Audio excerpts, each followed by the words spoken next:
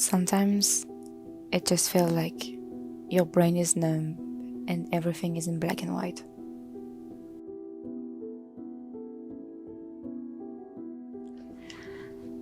En tant qu'étudiante, il y a beaucoup de choses qui sont constamment dans mon esprit et même si j'ai des énormes possibilités qui sont présentées à moi, j'ai juste pas les ressources nécessaires pour les saisir. On dit constamment à ma génération et aux générations qui arrivent que on a la vie facile, qu'on attend toujours que les choses viennent à nous, qu'on est pleurnichard, qu'on se plaint tout le temps. On a l'impression juste que peu importe ce qu'on fait, on n'est jamais assez bien. La vérité, c'est qu'avoir 20 ans de nos jours, c'est plus que c'était avant. On fait face à des problèmes et des barrières que les générations passées n'avaient pas à faire face, tout comme on ne fait plus face à des problèmes qu'ils avaient à faire face à leur époque. On attend de nous d'être productifs, on se compare énormément les uns les autres et de génération en génération, j'ai l'impression que notre santé mentale, elle décline. Avant même que nous puissions faire nos preuves dans la vie réelle, dans la vie active, on est déjà catégorisé en tant que la génération accro à TikTok. Je pense pas que ce soit juste pour moi ou pour toutes les personnes dans leur vingtaine de définir notre expérience de vie selon des critères qui sont romantisés par des générations précédentes qui ont aucune idée de ce que c'est vraiment d'avoir la vingtaine dans cette société. Comment tu vois l'an 2000 ? Oh, je n'ose pas imaginer parce que l'avenir paraît bouché. Pardon ? L'avenir paraît bouché. Ah bon ? Ce sera peut-être difficile d'être heureux avec la vie trépidante et oppressante qu'on aura à ce moment-là. Qu'est-ce qui n'est pas accessible ? Tout. Tout est basé sur le fric. Et du fric, à 20 ans, on n'a pas. Moi, ce que je pense, c'est qu'il est difficile de dire en l'an 2000, on sera heureux. Le plus important dans la vie, c'est quoi ? Le plus important dans la vie, c'est la santé. Ce documentaire est basé sur mon opinion en tant qu'étudiante universitaire aux États-Unis, ainsi que sur l'opinion d'autres étudiants. On n'a pas besoin de recherches scientifiques ou de diagrammes ou de nombres pour qu'on puisse prouver notre point de vue.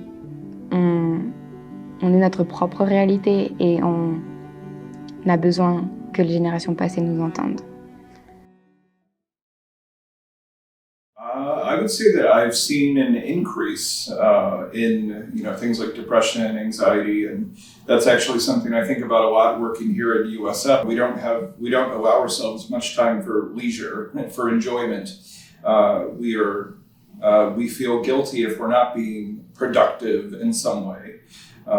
So that's a really unhealthy kind of attitude. I'm constantly amazed by when I have students come see me, they say, oh, I'm in 5 classes.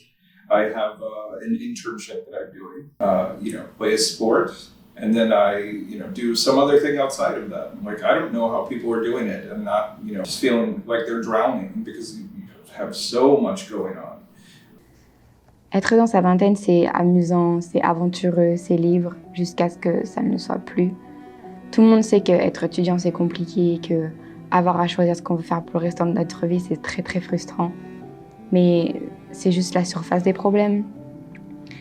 Et si tout le monde pouvait regarder la vérité derrière les bonnes notes, les soirées sur le campus, les posts esthétiques sur Instagram, et s'ils pouvaient juste nous écouter sans forcément comparer leurs problèmes et leurs traumatismes avec les nôtres, peut-être que l'écart entre nos générations il serait moins grand. What I see from older generations, there is definitely a tendency to downplay the importance of mental health. I've been through these horrible things in my life and you don't even know what it's been like, and this little struggle you're having over this thing, your stress is nothing, I had to go through this, kind of downplaying all that sort of thing. Very unhealthy thing, but a very common thing, unfortunately. Oh, I definitely get that from my family, because they grew up in Mexico, so they're like, your life is so much easier compared to ours. And I'm like, in a sense it is, just because I don't have to worry about like food or like money, but they didn't also get to experience the stress that I have to.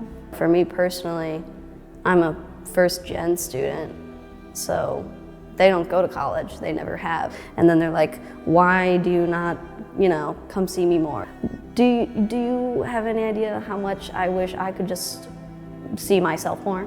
The only time I really see my friends is when we're doing homework together.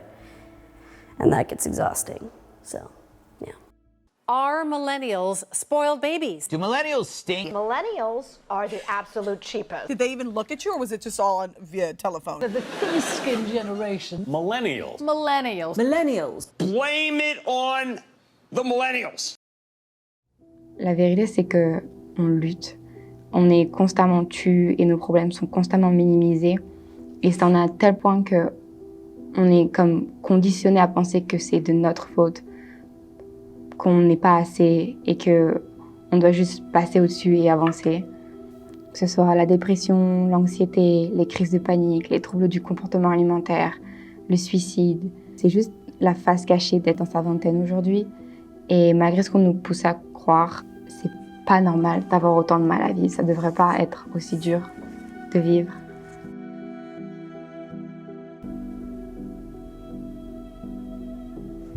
No comment. I say it's okay. Honestly, it's been going down. It's been going downhill. So I'd say like it's okay just because I'm not, in a dark area. But there's still other things in this world that affects my mental health. So that's why I would say just okay. I don't know how you expect us to not be stressed. You have to balance basically everything in this small time frame. Quand on a 20 ans, tout n'est pas nécessairement noir ou mauvais. C'est pas l'idée que je veux donner. On fait des rencontres, on évolue en tant que personne, on a des opportunités qui se présentent à nous. On n'est pas des générations d'ingrats. On reconnaît nos privilèges et on reconnaît les bons côtés que ça a d'être dans sa vingtaine. C'est juste que tous ces privilèges et toutes ces possibilités, c'est doucement obscurci par notre vision de la vie. Loneliness is definitely a huge factor that affects people's mental health. I think doubting myself and like just doubting myself about how smart I am in my major, and I'm like, is this all worth it? Like it's so much work. I feel like through college sometimes it can be hard to figure out who you are when you're more focused on the deadlines of homework and everything else. All the homework, all the practices, all that, it drains you out, your body's tired. It's so repetitive, you're like a little robot. But you do it because you love it, but at the same time, it's like, man, I'm tired of it. It does get hard sometimes when you're so far away from home. And that does have a significant impact on my mental health, but it is what it is. La société nous décrit comme le futur de ce monde, mais elle ne nous donne pas les chances de réussir. On nous rappelle constamment qu'on est feignant, mais honnêtement, la plupart des jeunes dans leur vingtaine, ils sont simplement juste perdus. Ils ont perdu leur sens du but, ils savent plus trop pourquoi ils sont là. Et il arrive à un point où on vit parce que c'est la routine, parce que c'est comme ça que ça doit être, mais on n'a pas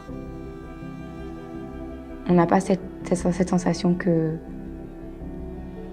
notre vie elle est à nous et qu'on a la possibilité d'en faire ce qu'on veut.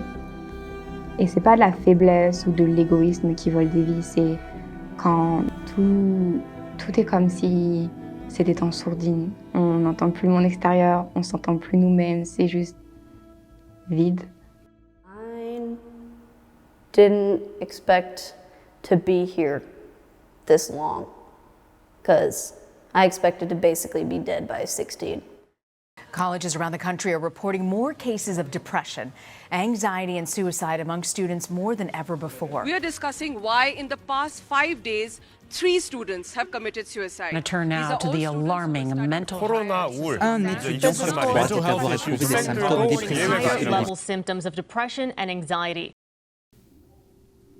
Il y a quand même certaines personnes qui ont la capacité à changer ces émotions négatives en force, petit à petit. Et à la longue, jusqu'en tout semble comme si c'était en vain, on trouve notre raison pour continuer encore et encore jusqu'à ce que se réveiller le matin, ce soit plus une corvée, que ce soit plus quelque chose qu'on redoute ou quelque chose qu'on repousse. On trouve l'espoir dans les petites choses et je pense que c'est quelque chose qui est très beau pour notre génération. On a la capacité de trouver du réconfort dans les petites choses du quotidien. On se raccroche à la musique, à des personnages fictifs, on se raccroche à des séries, des artistes, à l'art, au sport. Chaque personne a sa propre version du bonheur et sa propre version de l'espoir et comment il se la représente. The possibility of unleashing my full potential and becoming the person that I know I can be. Because growing up, I've always realized that I have a certain set of goals. I want to do this. The mere fact that I have the opportunity to become this person that 7, 8-year-old me would have wanted to become when he was 30 or when he was 25 kind of keeps you optimistic. I think friends. Just being able to talk to people like you. Just being able to talk to anyone or just allowing myself to go out and hang out with them or just have a break. I love my family a lot, so that pushes me to be the best I can be. And I want to get out of Illinois, so. Moving away and getting a pretty house with a bathtub, that is what pushes me.